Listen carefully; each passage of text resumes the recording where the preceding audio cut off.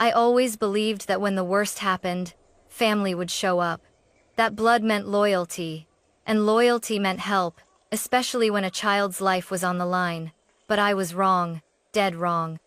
When my daughter Sophie was rushed into the ER with a fractured spine and the clock ticking on a high-stakes surgery, I made one phone call I thought would change everything. It did, but not the way I imagined.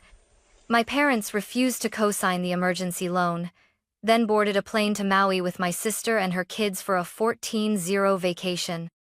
I didn't cry. I didn't beg. I stared at the hospital walls for 5 minutes. Then I picked up the phone and started calling strangers. That was the moment my family changed. That was the moment I realized, some people raise you, but they were never truly your people. And 2 weeks later, they were standing in court. It started with a phone call I'll never forget. Sophie was supposed to be home an hour ago, but instead, my phone rang with a number I didn't recognize. A nurse's voice, professional, calm, but hurried, told me my daughter had been in an accident. She was conscious, stable, but they needed me at the hospital immediately. I drove like a ghost. No music, no tears, just white knuckles on the steering wheel and the sound of my own heartbeat. When I saw her, everything inside me collapsed and rebuilt itself at once. Sophie was strapped to a stretcher, her face pale and scraped. A doctor stood nearby with a clipboard and a look I've come to hate. The look of someone about to give you 2 terrible options and ask you to pick one. They had run scans. Sophie had a spinal fracture. No paralysis yet, but a high risk if we waited. There were 2 surgeries available. One was newer, far safer, with a 98% success rate, minimally invasive, almost no nerve risk. The other was older, cheaper, and covered by insurance, but had a 20% higher chance of permanent damage. I didn't even blink. "We'll do the first one," I told him. He nodded, almost relieved. "Good choice, but the timing is tight. The inflammation stage gives us an advantage if we go in tomorrow." Less than 24 hours. That's how long I had to come up with the money. I wasn't panicking, not yet. I had a plan. I had always been the responsible one, the saver, the quiet storm. I stepped into the hallway, pulled out my phone, and called the only people who should have dropped everything, my parents. "Hey kiddo," my dad answered. "Everything okay?" I swallowed. "No, not really. Sophie needs surgery. There's a version that gives her the best chance of full recovery, but it's expensive. I need your help." There was a pause, a long one. Then, slowly, "Are you sure it's not covered?" I explained everything. The risks, the urgency, the doctor's recommendation. I wasn't asking for a blank check, just help covering the difference. We had to lock it in by end of day. That's when I heard my mother's voice come onto speaker. Calm, polite, detached. "Have you double-checked with the insurance? Sometimes they say no up front, but if you push." "I have, Mom. It's not on their list. It's new. We don't have time."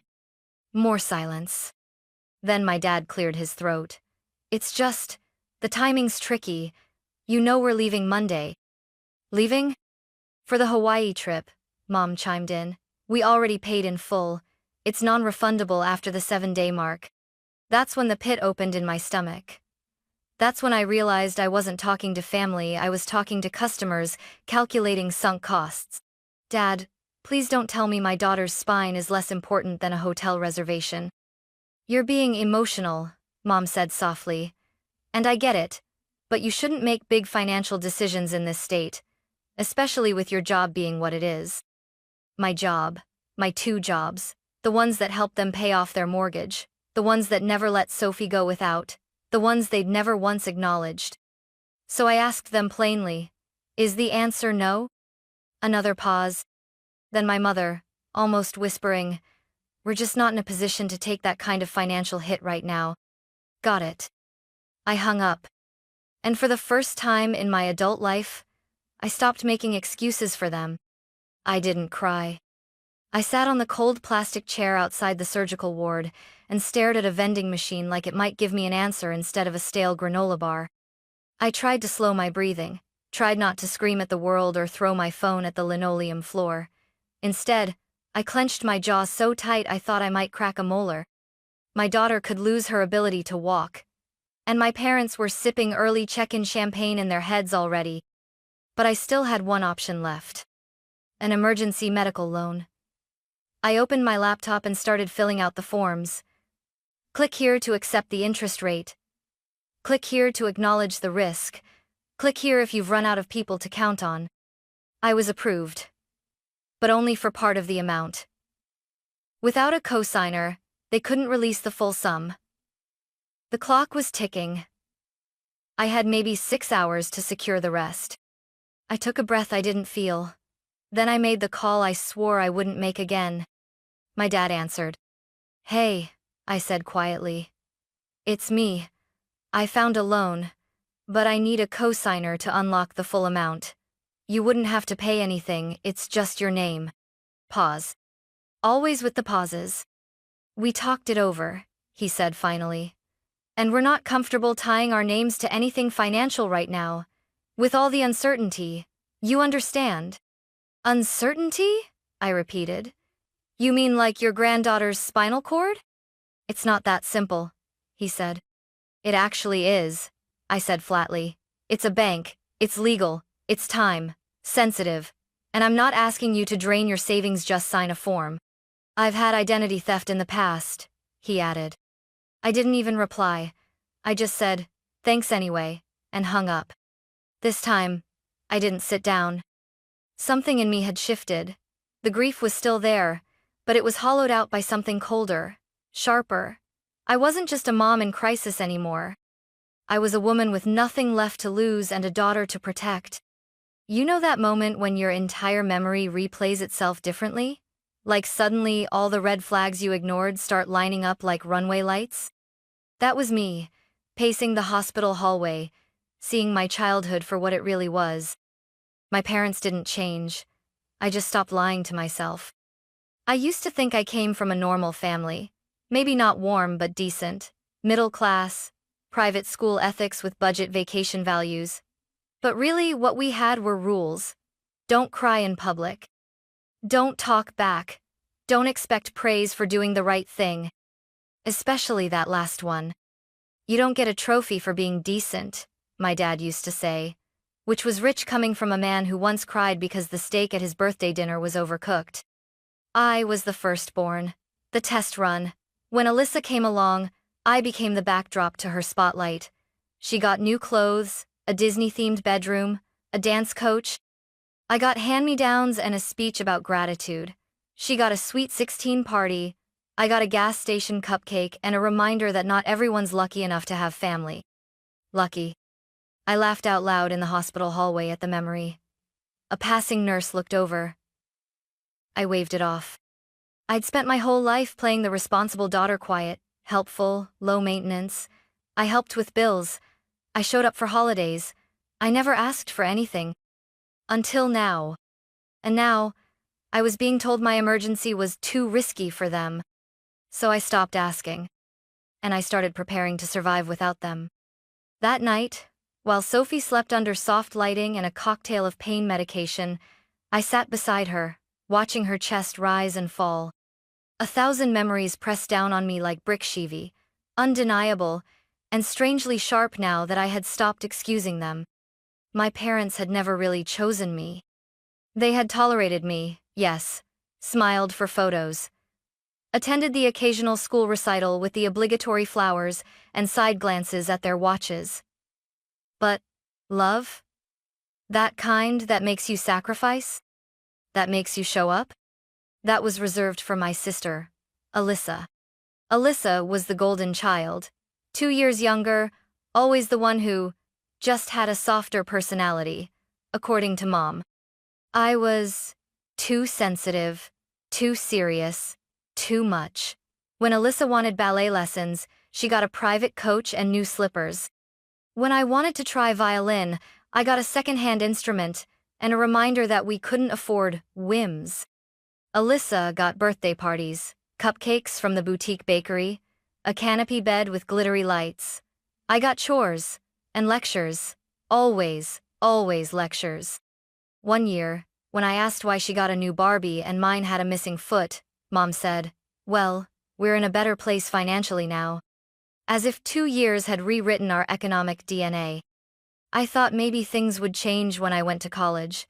I worked 2 jobs to get through, still called home every Sunday, still showed up for Thanksgiving with a pie in hand and a polite smile. But it didn't matter.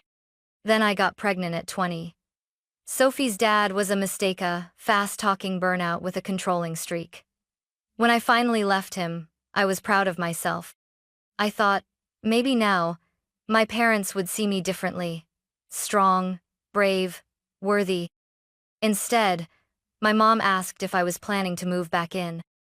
When I said no, she actually looked relieved. They never offered help, never babysat, never asked how I was managing with 2 part-time jobs and a toddler. They just hovered on the sidelines, arms crossed, as if I'd embarrassed them in front of no one. I kept showing up anyway. I sent them money when Dad's back surgery bill came. I helped cover a gap in their mortgage after retirement. I didn't track what I gave. I just told myself, this is what family does. But Alyssa never had to give. Her kids, my nieces and nephew, had everything. Laptops by middle school, ski trips in Aspen, a trampoline sunk into their backyard. Who the hell installs a sunken trampoline? Then came Grandma Edith. She was different. Edith Monroe, my mother's mother, was the only one who ever looked at Sophie and saw her brilliance. They bonded over puzzles and numbers. Grandma had been a statistics professor at Portland State, and she'd sit with Sophie for hours doing money games, basically compound interest lessons disguised as Monopoly. I never understood them, but I was glad they had each other. When Grandma died, I assumed the estate went to my parents. They didn't mention a will, just said, everything's handled. Suddenly, they were flush with cash, trips to Europe, a kitchen remodel, a new car for Alyssa's oldest, and not a starter Cara luxury SUV with a big red bow like we were in a dealership commercial. I didn't ask questions. I should have. But I let it go because I didn't want to seem greedy, ungrateful, dramatic. Now, sitting in that hospital chair with my daughter's life on the line and my bank account nearly drained, I realized maybe I wasn't the one being dramatic. Maybe they were just cruel in slow motion, and I had finally slowed down enough to see it. I remember the moment I decided to stop dialing numbers that shared my DNA. My thumb hovered over my contact list, pausing on my aunt's name, then sliding past it. No more begging people who thought love was conditional. Instead, I scrolled to someone I barely knew, Tracy Bell, the mother of Sophie's friend from theater club. We'd only ever chatted briefly at intermissions, but she seemed kind, steady. I didn't even know if she'd remember me. I called anyway. "Hi, this is Helen, Sophie's mama, from the school musical. I know this is weird, but Sophie's in the hospital, and we need help with a surgery. I'm sorry to ask this, but would you be willing to—" I didn't even finish. "Yes," she said, no hesitation. "Tell me where to send it." It stunned me. Like a window opened in a room I didn't know was suffocating me. After that, something clicked. A fire I didn't know I had began to burn. I called Sophie's old violin teacher, a woman in her 70s who once taught free lessons on Saturdays. She said, "I'll send what I can from my pension." Sophie always reminded me of my niece. I called a guy I hadn't seen in a decade, someone I'd trained in a temp job years ago. He Venmo'd me $300 and left a note, "For Sophie, don't worry about it." A retired neighbor dropped off a bag with snacks, toothbrushes, and a folded tifty tucked inside a sympathy card. None of these people owed me anything. They didn't owe Sophie anything. But they showed up anyway. I'd always imagined kindness as something warm and fuzzy. This wasn't. It was raw, awkward, humbling. It felt like standing naked in the middle of a street and watching strangers hand you their jackets. I broke down in the hospital bathroom after the 5th call. Not because of the money, but because these were not the people I'd spent my life helping. These weren't the ones I'd called during emergencies. They weren't the ones whose bills I'd quietly paid when they forgot their credit card. and yet they were doing more for Sophie in one day than my parents had done in 18 years. Every call became an act of rebellion, every donation a slap in the face to the people who said, "We just can't help right now." I started tracking it all in a spreadsheet half, so I could eventually pay everyone back, have to remind myself I wasn't crazy, that we were worth fighting for. Then, something happened that knocked the breath out of me. Sophie's best friend walked into the hospital room with her mom. Her mom didn't say a word, just reached into her purse and handed me a credit card. 20. Zero limit, she said. Use what you need. I started shaking. I can't interest rates, repayments, I don't even. She held up a hand. You're a good mom, she said. Let people be good to you. I didn't even know what to say. I just nodded, my throat thick. With that, the surgery was fully funded, paid for. In full, in cash. I signed the consent forms with a borrowed pen and a trembling hand. Sophie was prepped and wheeled into the OR, surrounded by one of the best spinal teams in the Pacific Northwest. And still not a word from my parents. No text, no call, no apology. But by then, I didn't need it. Because I finally understood something I'd never dared admit out loud. The people who share your blood aren't always your family.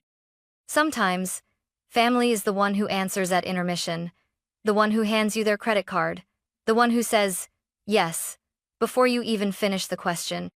3 days after Sophie's surgery, while she was still sleeping off the pain meds and the swelling was finally starting to go down, my phone rang again. Unknown number. Normally, I wouldn't answer. I was exhausted physically, emotionally, spiritually, but something in me said pick up. Hello? Helen? This is Thomas Reed. I'm sorry, I used to work with your grandmother Edith. I was her estate attorney. I froze. I heard what happened with Sophie, he continued. I'm so sorry, but I need to ask, did Sophie ever receive her inheritance? My brain stuttered. Inheritance? Yes, he said, confused. Your grandmother left everything to her. I assumed by now it had been transferred. No, I said slowly, standing up, suddenly cold all over. No one ever told us anything. My parents handled the estate. There was a long silence on his end. Then a sharp exhale. Oh God, he muttered. What? I asked, heart pounding. Helen, I was the one who wrote the will. It's all in black and white. Edith created a trust. Sophie was the sole beneficiary. Your parents were just temporary trustees until she turned 18. She turned 18 2 months ago, I whispered. They should have notified the bank, he said. They should have filed the transfer paperwork. They were legally obligated to. I sat down hard in the hospital chair, trying to process what he was saying. They didn't just refuse to help, I said. They used her money.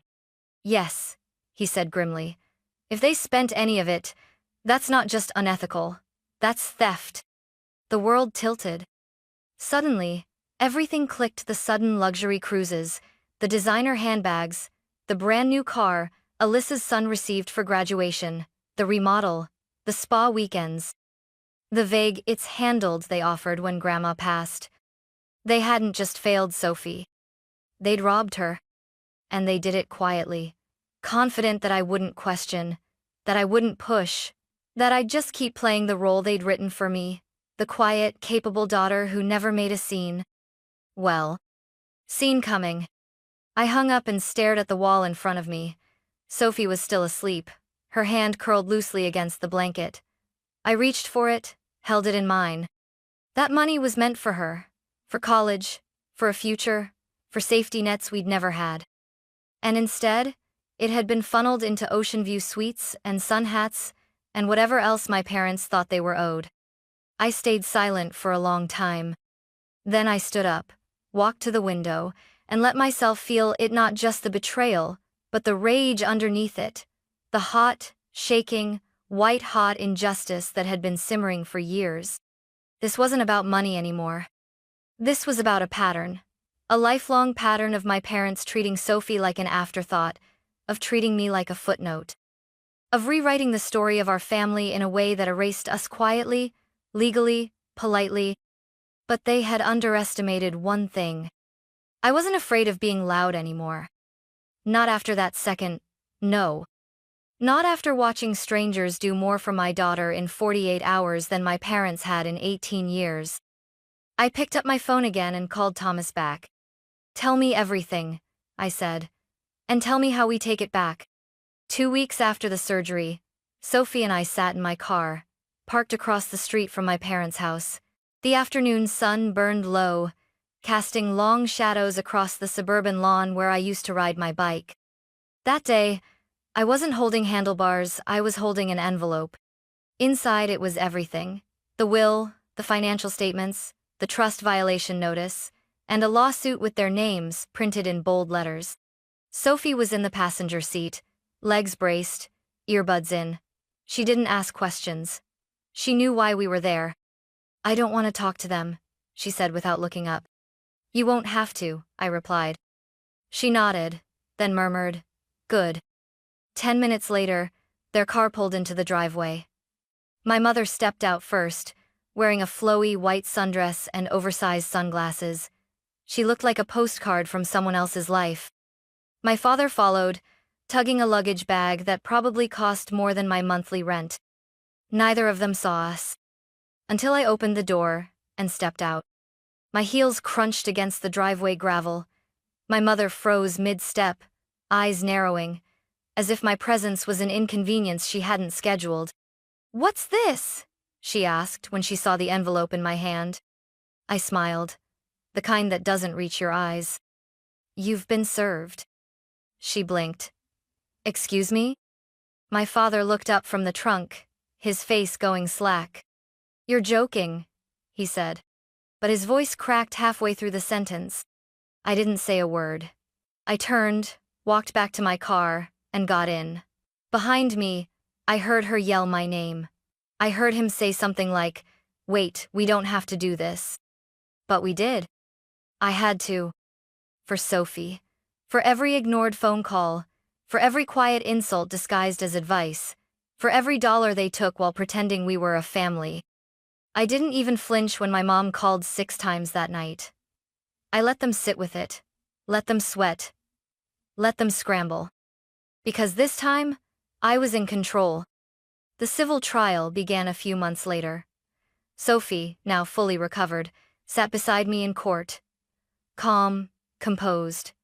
A woman forged in silence, and sharpened by truth. My parents showed up with a lawyer who looked like he got paid by the syllable. He smiled too much and used phrases like disproportionate bequest and questionable testamentary capacity. Translation? Edith was confused. Sophie had no right to be sole heir. Nice try. Thomas didn't even raise his voice. He let the paper trail do the talking. Bank records, dated emails, notarized copies of the will. Grandma had written multiple times that Sophie reminded her of herself. One note ended with, "She's the only one who listens when I talk about compound interest. That alone deserves a fortune." Their lawyer tried to argue my parents were holding the money temporarily. Then Thomas showed the purchase receipts, cruises, home renovations, car gifts. Not a single effort to inform Sophie or initiate the legal transfer. The courtroom was silent, except for the sound of pages turning and dignity collapsing. At one point, the judge had to ask for silence twice. Once because my parents were whispering furiously. Once because Sophie laughed under her breath. The ruling? Immediate repayment of all funds, breach of fiduciary duty, misuse of trust assets, violation of ethical and legal standing. But the kicker? They didn't have the money anymore. They'd spent a good portion of it, and their remaining assets couldn't cover the full judgment. So the court seized everything. The house, the car, the retirement account, the beach condo they never invited me to. Even the antique pearl necklace my mother once told me I'd never be classy enough to inherit. I didn't cheer. I didn't smirk. I watched them walk out of the courthouse like stranger shriveled versions of the people who once told me I was too dramatic, too sensitive, too much. And for the first time in my life, I felt exactly enough. That night, Sophie sat beside me at our kitchen table, reading the final judgment papers. She didn't cry, she didn't celebrate. They didn't just steal money, she said quietly. They gambled with my life. She was right. And now, it was time they faced what they'd spent decades avoiding. Consequences. A week after the ruling, I thought it was over. The assets were frozen, the judgment handed down, and my parents were quieterly so. Then Thomas called. "You sitting down?" he asked. I was, but I braced myself anyway. "They tried to move funds," he said. "Accounts they didn't disclose during discovery. Offshore, under your aunt's name." My stomach dropped. "You're kidding." He wasn't. The digital trail was clear. Sloppy, even. Money rerouted through shallow shell accounts and an e-wallet linked to an email my father once used for fantasy football. It was blatant. Dumb. And a violation of the court order. "We're filing again," Thomas said. "This time, it won't be civil." Within 3 weeks, my parents were back in court. But this time, there were no expensive suits. No smug lawyer in a designer tie. They showed up in the same neon orange vests they'd been wearing for court-mandated community service, an ironic costume for what came next. Fraud, attempt to conceal assets, violation of trust enforcement. The judge didn't even blink. "This isn't a mistake," he said. "This is deliberate deception," after a court ruling. My mother didn't say a word. My father didn't make eye contact. Their new attorney didn't smile. And then came the sentence: 12 months of actual prison time. No suspended sentence, no parole recommendation, no exceptions based on age. They were handcuffed right there in the courtroom. No one cried. No one gasped. Just the quiet click of metal against skin and the shuffle of their once proud steps heading toward accountability. Sophie and I didn't stay for the transfer van. We walked out into the crisp Oregon air, the wind cool against our faces, and for the first time in what felt like forever, my chest didn't feel like a cage. But that wasn't the end. Because with public records come public consequences. The case hit the local news first, then financial blogs, and then, somehow, national attention. A story of a stolen trust fund, a betrayed granddaughter, and a mother who refused to stay silent. Someone dug up a photo of my mom picking up trash by the freeway. She looked furious, like the empty fast food cup she was holding had personally insulted her. My father, next to her, looked hollow, like a man who once thought he'd always get away with things just by being quiet. We didn't share the photos, but we saw them. And we saved them not for vengeance, but as reminders. Sophie received what was left of the inheritance after the second ruling. It wasn't everything. They had squandered too much. But it was enough.